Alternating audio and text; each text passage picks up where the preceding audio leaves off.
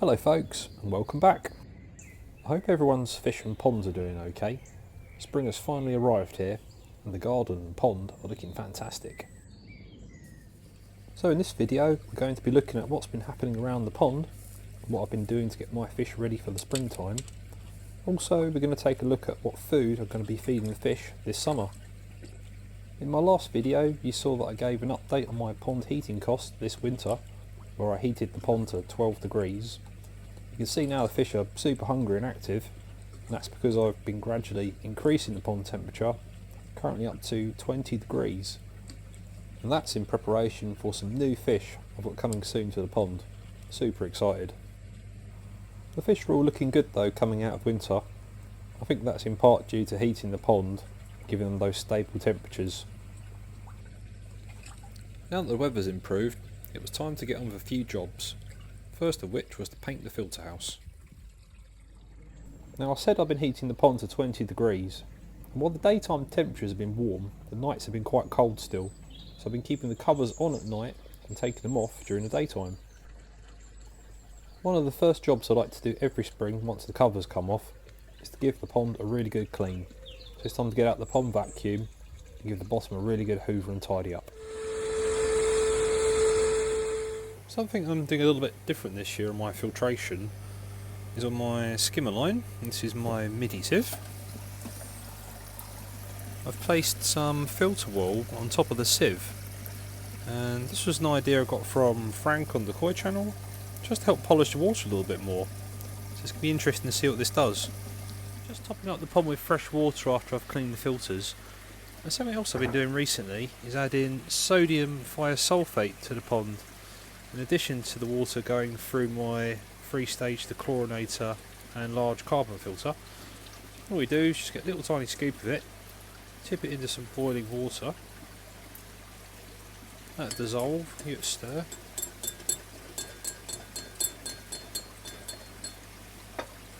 and you tip that straight into your pond, and that will help neutralise any chlorine in the water.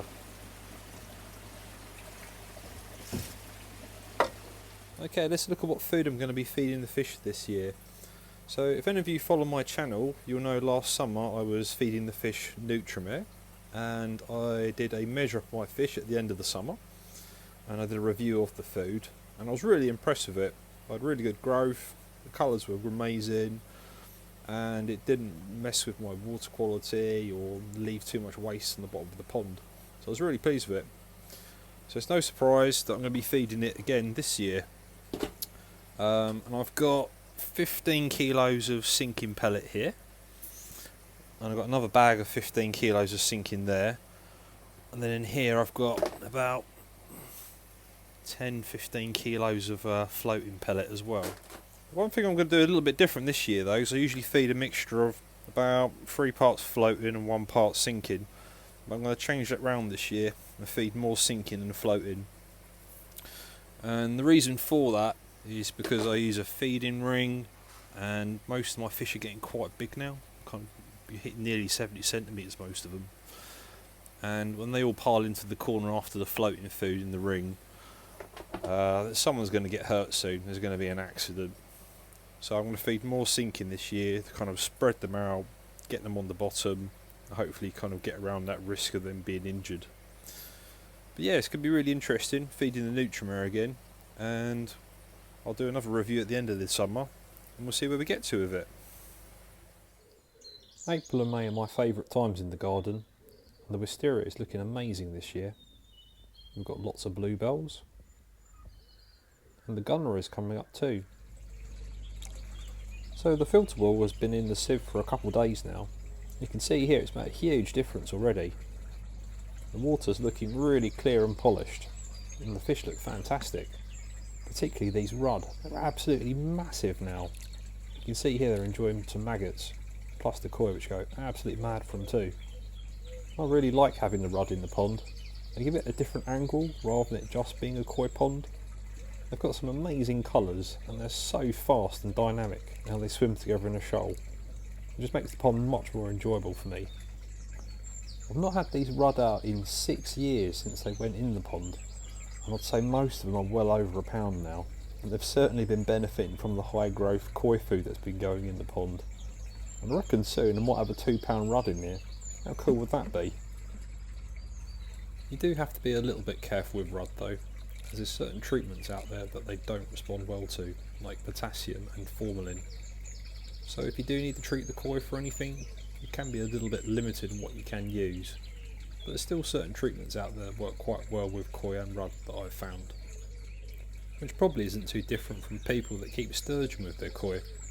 But overall I think the trade-off is worth it.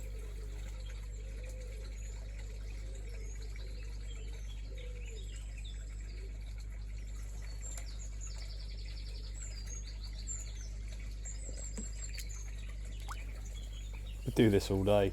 Amazing. Got to say, my Saito Ginrin Karashi Koi is looking fantastic at the moment. I swear it's grown over the winter. It comes from a Kanishi parent set, which are over a metre long. And when I collected it, I saw some of its older siblings, which are equally impressive. So hopefully it'll have a good year on the growth. So what I've done differently is I've just placed the filter wire over the sieve, and I've left a little gap at the end there, so when that does block up, the water can still run off and go through the sieve, and this doesn't fill up with water. Cleaning that probably once a day at the moment. It's certainly doing a good job. Check out what's just arrived in the post. My new edition of the Koi Perspective magazine. It's very nice. Like the old Takaguchi artwork on the back. I've even got a Dainichi sticker. It's very good. So I've just made myself a coffee. I'm going to sit down and have a good read of this. Just want to say, if you've made it this far in the video, thank you very much for watching. If you're not already subscribed, I'm going to hit that subscribe button, as the next couple of videos I'm going to be making some road trips to go and pick up my new koi. Very excited. So thank you very much again, and I'll see you on the next one. Cheers.